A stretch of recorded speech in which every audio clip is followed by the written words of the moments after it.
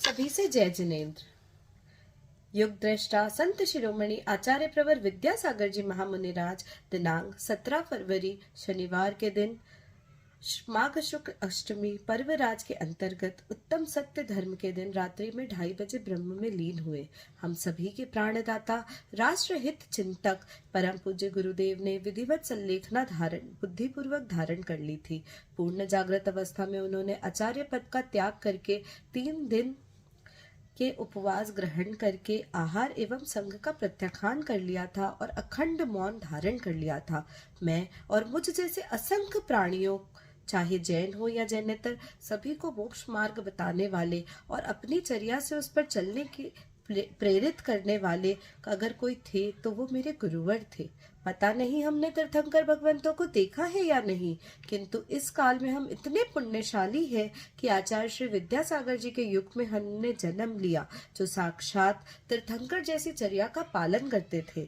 पिछले कई दशकों से मैं गुरुजी है कहती आ रही हूँ। अब गुरुजी के लिए थे कहना मानो असंभव प्रतीत होता है। मन या मानने को तैयार ही नहीं कि गुरुजी का पर्याय परिवर्तन हो चुका है, लेकिन जिस उत्कृष्ट संलेखना पूर्वक समाधि मरण उन्होंने किया है, ये तो ना तो किसी ने ये सुना है और ना ही सैकड़ों वर्षों तक ऐसा कोई कर पाएगा।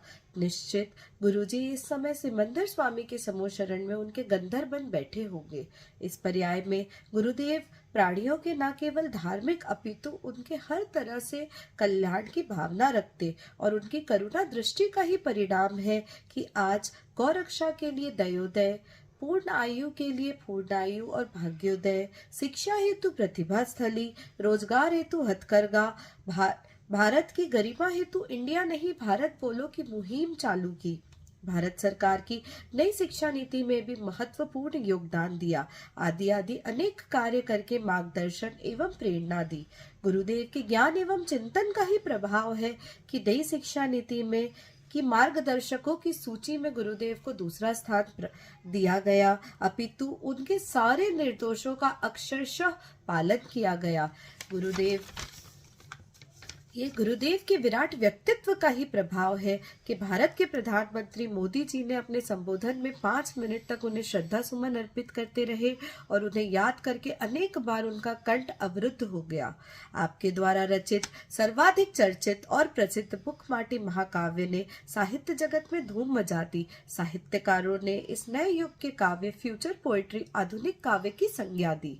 ये तो हो रही गुरुदेव के पर कल्याण की भावना के कुछ अंश, लेकिन इन सब से महत्वपूर्ण ऐसे गुण जो गुरुजी को एक महान साधक बनाते हैं। आपने विचार कीजिए, पिछले 56 वर्षों से गुरुदेव कठोर तप दिगंबर साधुचर्या का निर्दोष पालन अविच्छेदित रूप से निरंतर करते आ रहे हैं। इतने बड़े संघ के आचार्य, लेकिन इतने निष्प्रिय कि संलेखना की घोषणा तक नहीं की, कोई ढिंडोरा नहीं पीटा। इतने बड़े संघ में केवल 3 मुनियों को अपने साथ रखा, केवल व्यवहार चलाने के लिए।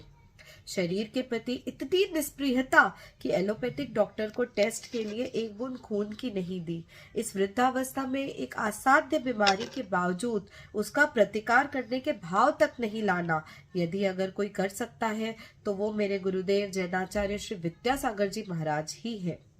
धन्य है आप गुरुदेव। आचार्य कुंद कुंद स्वामी ने तो समय सार की रचना की, तो आपने तो समय सार की जीवनचर्या को प्रस्तुत किया। श्री विद्यासागर विद्यालय एवं महाविद्यालय हम भी अपने आप को धन्य मानते हैं कि हम पर भी गुरुजी की असीम कृपा रही, जिसके वन स्वरूप गुरुजी के चरण विद्यालय में 2-2 बार पड़े। साथ ही उनका प्रवास हम विद्यालय में 2015 में 23 दिन तक, 2021 दिन में 3 दिन तक उनका आशीर्वाद सभी को मिलता रहा, जिसके फलस्वरूप विद्यालय में आज 2500 विद्यार्थी कक्षारत है।